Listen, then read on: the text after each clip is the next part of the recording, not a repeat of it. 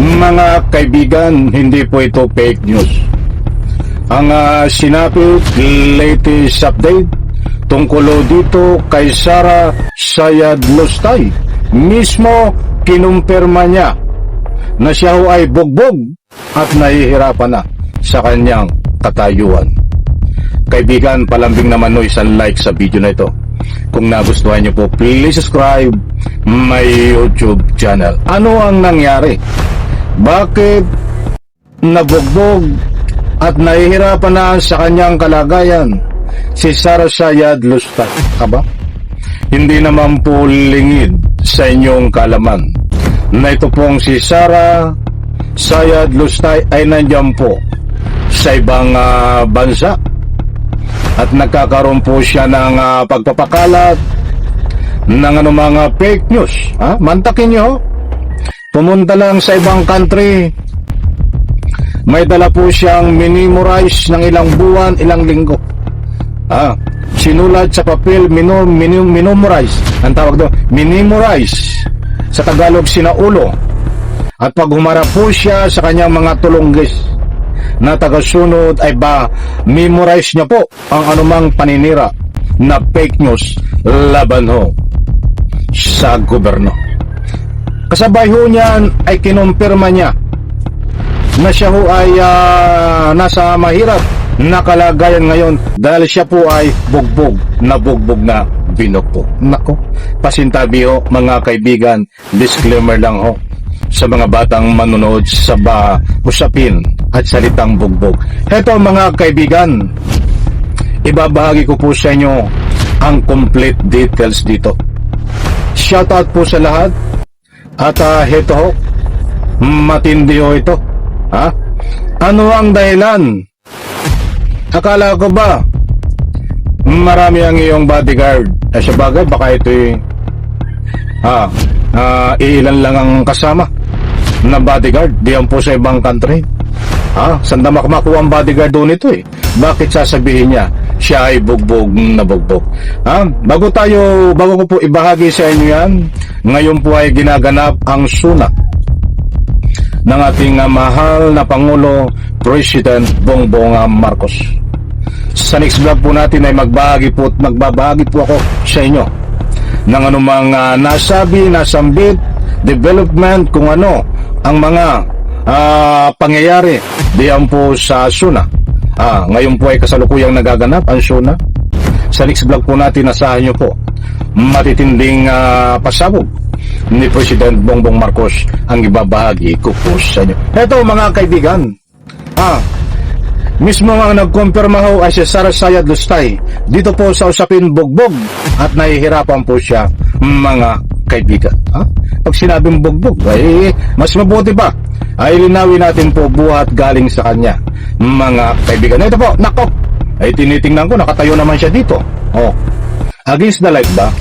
Pag against the light ay ito, ba't ipi-play ko? Kita siguro nyo ito. Titingnan po natin, i-play po natin kung paano nabugbog ito. Illegal na droga, nagkakaroon na ng mga crimes against person, patayan, kidnapping. Ganon ang nangyayari sa ating bayan. Hindi lang tayo umpok sa natural disasters, umpok din tayo sa man-made calamities o kagagawan lang din ng tao.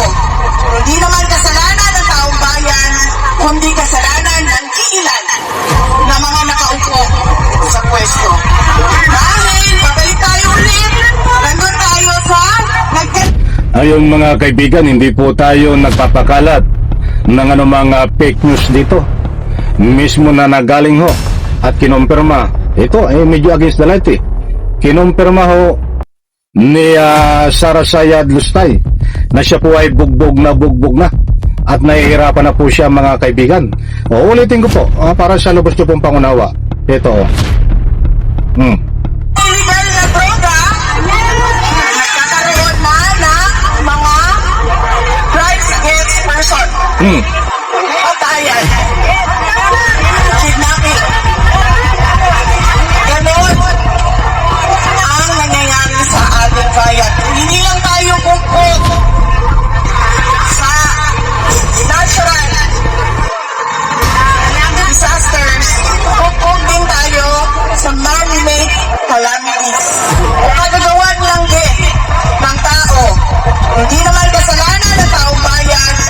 hindi kasalanan ng iilan na mga nakaupo sa pwesto. Dahil, pabalik tayo ulit, ito tayo sa nagkanya-kanya na. Ang mga leader natin. Iyan po si Sarasaya Dalustay. Pasensya na po, against the light ha? Oh, hindi ko masyadong maano sa inyo. Medyo blurred. Batayan po ang audio ni Sarasaya Dalustay. Iyan po siya, buhat sa ibang bansa ho, na habang may rally ho. Diyan sa London ito, ginanap po. Mga kaibigan, ituloy po natin. Sa London po yan. Yan po si Sarasaya Dalustay. Ang sabi nga niya, ay bugbog na bugbog daw po siya doon sa nabanggit niya na dahilan, mga kaibigan. Ituloy ko po. Ito, Kanya-kanya na ang mga... Nako. Pero, paano kami? Kaayaw namin umalis ng Pilipinas.